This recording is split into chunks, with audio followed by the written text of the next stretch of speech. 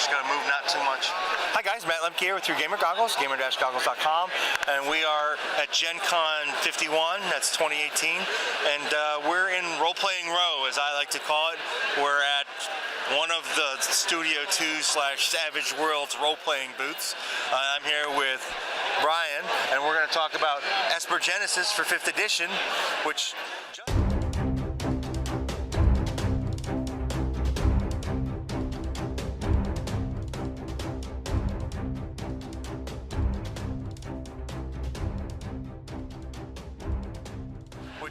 just finished Kickstarting not too long ago, or fulfilled, I mean? Well, we just started doing our fulfillment in June. So. Yeah, that's what I saw.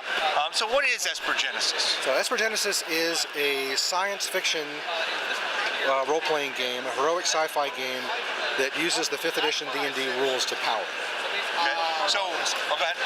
It was designed and written by Rich Lescaflair, who's a Dungeon Masters Guild adept, and does writing for Wizards of the Coast. So he's got an excellent grasp on the system, and it's something that he's been running in his home campaigns for a good little while, and we've put it out as an actual full-on game, and it is about as 5th edition compatible as you can get. The only things we've added on are little things like Spaceship Combat, and even that is still a basic 5th edition combat engine that runs it. And so have you changed skills around a little bit for more modern stuff? So we have added skills that are appropriate to the setting, but we haven't changed the way they work in any way.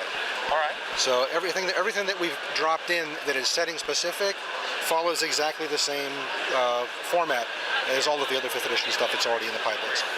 And what were some of the challenges in writing a modern or futuristic setting for 5th edition rules? Well, Rich has talked about this a little bit. Obviously, Starship Combat was a challenge, trying to figure out how to make that work. Some of the other things would be auto fire on weapons, relative damages, that sort of thing. But we were able to find a way to blend it all together so it still felt like a good 5th edition game. So the Spaceship Combat is the 5th edition ground combat. The ship is a monster, and the player characters take up positions on the ship, and then their attributes modify the ship's attributes, so armor class and speed, and then each of the characters has got a certain role that's on there, and each one of those roles has a list of options. So on your turn, the entire crew takes its initiative at once, and they determine in what order they want to make their rolls based on what they're trying to do with the ship that turn. Okay. But the ship moves and attacks like a 5th edition monster would attack. But what that lets us do is it lets us have a space fight going on, but then also have a combat going on inside the spaceship if we want to. So somebody could get it from their station on their initiative, go over and repel boarders while the ship is doing the fight. That's really cool. It's an interesting approach. I don't think I would have came up with that idea. We've gotten a lot of really good feedback from the people that have been playing with it.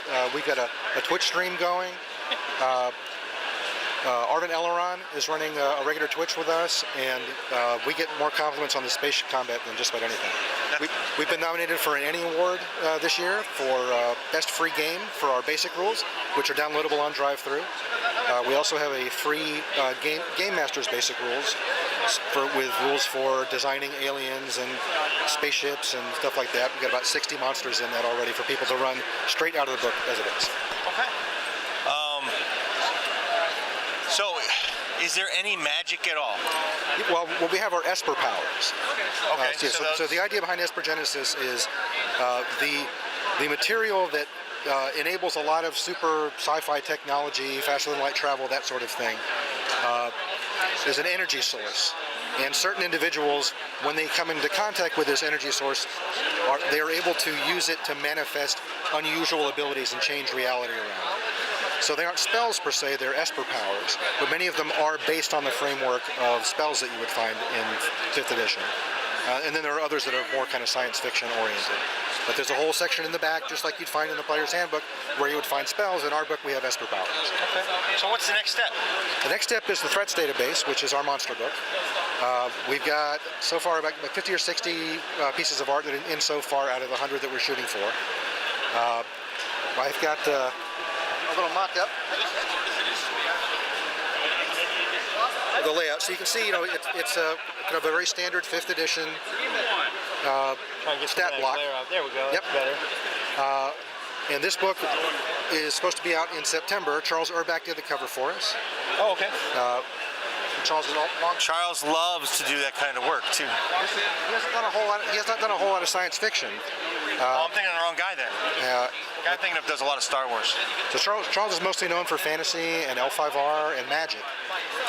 He's done a lot of magic artwork, but he was looking to do some science fiction, and I've been a fan of his for a long time, and he jumped at the opportunity and just knocked it out of the park with that cover. And that's coming out in September, and then the last book, the Master Technician's Guide, is going to be out in December, which is our combination kind of GM's book plus splat book for gear, spaceships, making aliens, making planetary systems, and we're a South Florida-based company, and we're friends with Justin Jacobson from Dawning Star, and he's letting us use some of the material from the Dawning Star D20 sci-fi RPG for our planetary creation rules. So Very cool. Very cool. That's awesome. Anything else you want to add? I hope everybody has a fantastic Gen Con.